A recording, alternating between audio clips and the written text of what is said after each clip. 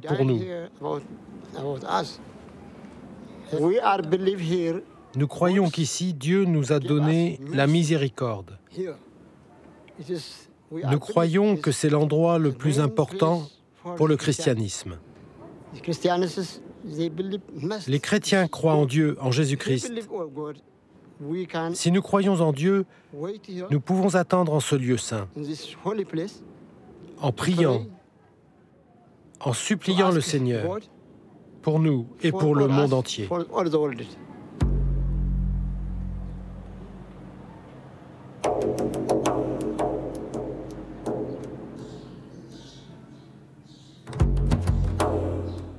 Les Syriaques orthodoxes sont la 4e église sœur présente ici, dans la vieille ville.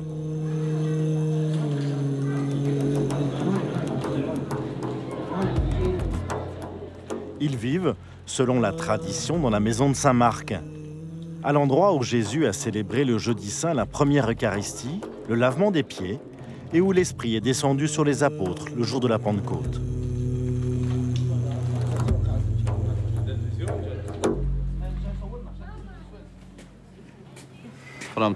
Depuis 2000 ans, nous sommes présents ici en tant que chrétiens. Nous étions là avant, non pas comme chrétiens, mais comme des Araméens.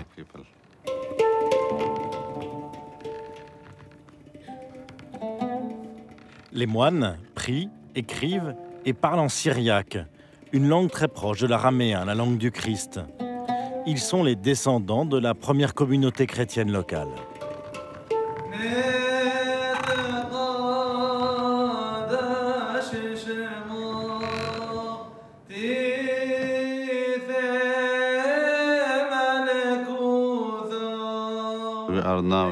Nous vivons maintenant au couvent Saint-Marc, dans la vieille ville de Jérusalem. Nous habitons ici, et ce monastère appartient à notre église, l'église orthodoxe syriaque, depuis 2000 ans jusqu'à maintenant. Nous sommes fiers d'être à l'endroit où notre Seigneur a lavé les pieds de ses disciples et où il a fait la première messe, la Sainte Communion, dans la même langue, au même endroit, avec les mêmes paroles.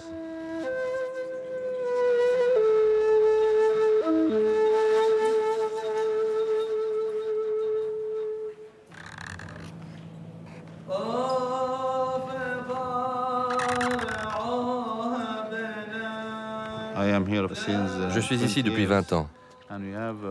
Nous avons 5 moines ici. Un prêtre à Bethléem, un autre en Jordanie, et nous avons des fidèles ici, environ 5000 fidèles, dont la majorité à Bethléem et Jérusalem, quelques familles à Jéricho, Ramallah, Nazareth. Les problèmes que nos fidèles rencontrent ici sont nombreux, surtout des problèmes liés au manque de sécurité, à cause de la guerre, de la violence, des bombardements ici et là. Il y a également l'économie, les problèmes économiques pour nos fidèles, particulièrement en Cisjordanie. Il n'y a pas de travail et les gens doivent venir ici à Jérusalem. Ils souffrent de venir et de repartir tous les jours, c'est pas facile.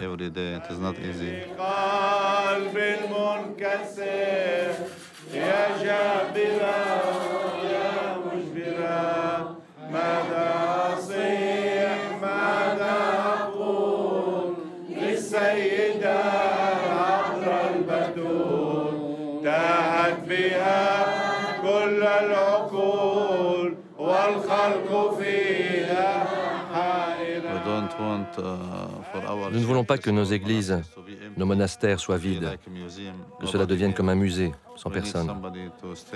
Nous avons besoin d'être présents ici, de gens qui servent le Seigneur et qui collaborent entre chrétiens, juifs et musulmans, qui travaillent ensemble pour la paix, la sécurité, pour s'aimer mutuellement, coopérer et travailler pour nos enfants, pour l'avenir, pour leur donner une vie meilleure.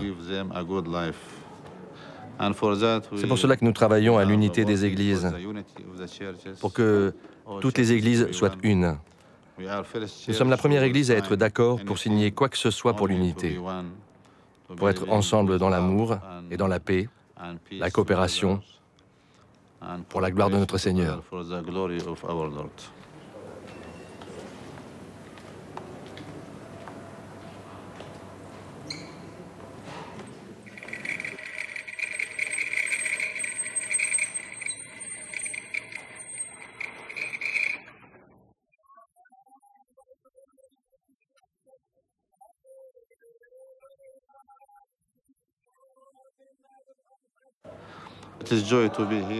C'est une joie d'être ici, à l'endroit même où est née la foi chrétienne et où a commencé la vie de notre Seigneur. Et il reviendra. Et nous attendons ce retour au même endroit pour que, de Jérusalem, il nous porte vers le ciel, pour que nous continuions notre vie dans la lumière céleste.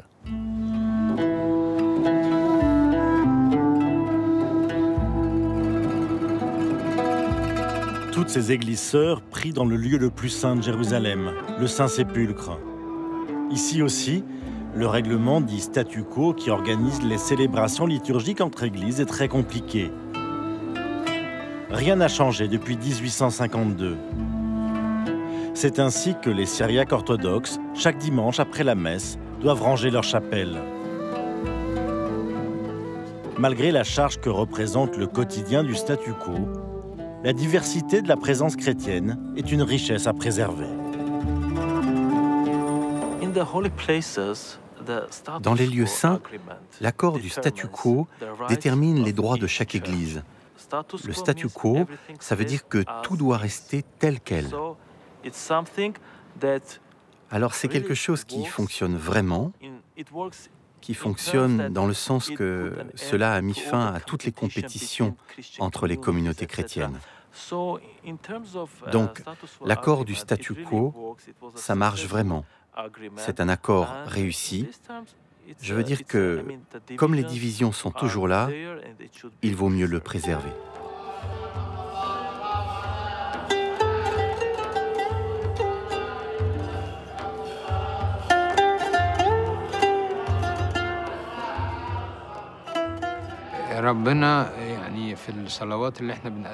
Dieu, dans toutes nos prières que nous lui adressons, ressent toutes choses.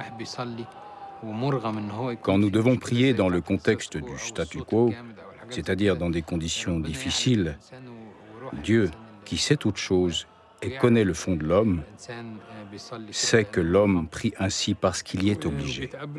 Et Dieu accepte ses prières.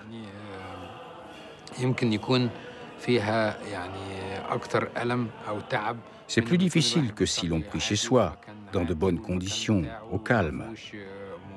Dieu connaît ce contexte, accepte tout ceci et donne même de la valeur à ses prières.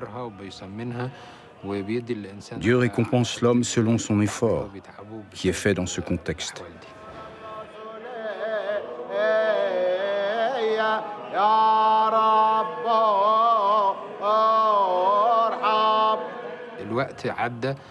Il est maintenant trop tard pour construire des églises ou s'approprier des lieux. Nous remercions donc Dieu que les Coptes et les autres églises orientales originelles possèdent des lieux ici, qu'ils puissent profiter de la prière devant le tombeau du Christ et le Golgotha. C'est quelque chose de rare et d'unique, évidemment. Peu de gens peuvent en profiter.